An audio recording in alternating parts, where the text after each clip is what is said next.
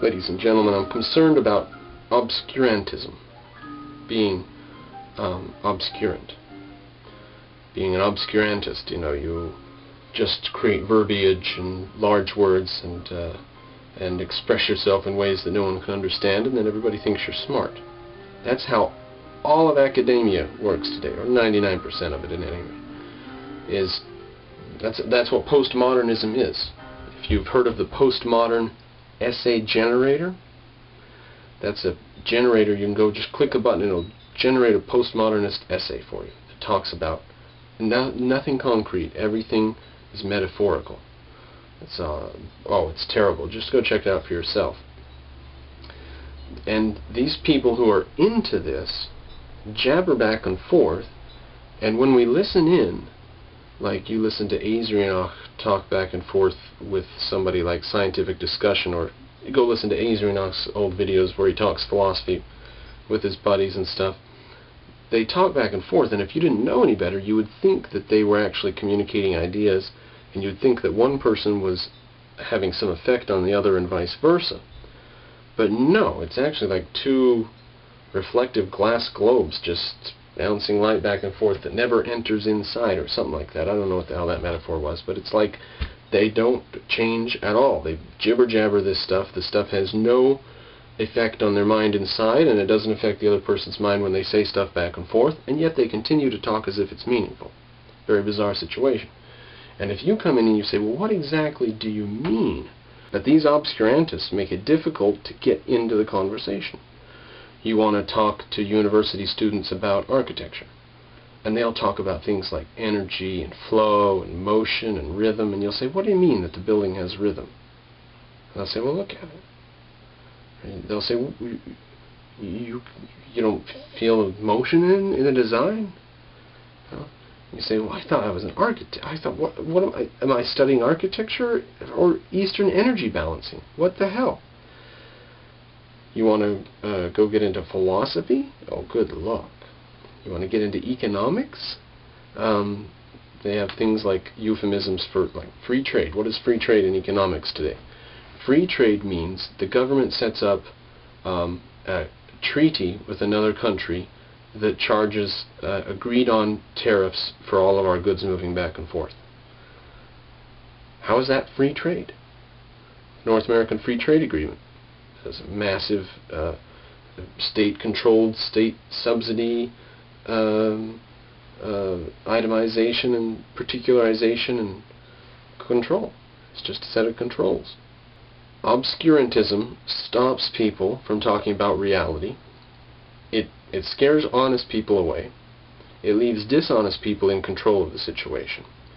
Now that's how the Dark Ages went on for centuries, because the priests and the people who knew how to read and had access to knowledge talked about these bizarre, weird, unimportant things, platonic, floating, because talking about the real world was considered corrupt and bizarre to them.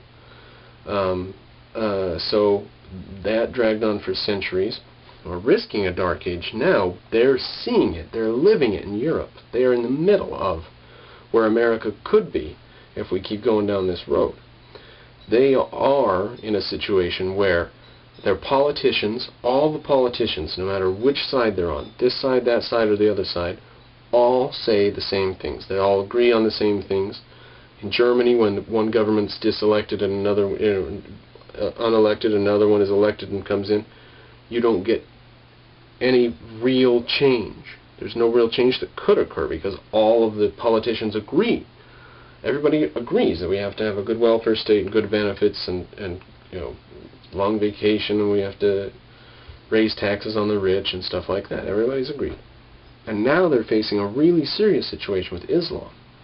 And all the people in government are agreed that we have to be nice to the Muslims, and we like a multicultural society, and we like variety and differences, and we celebrate our differences. All of the politicians agree on that. So it doesn't matter which party you get in.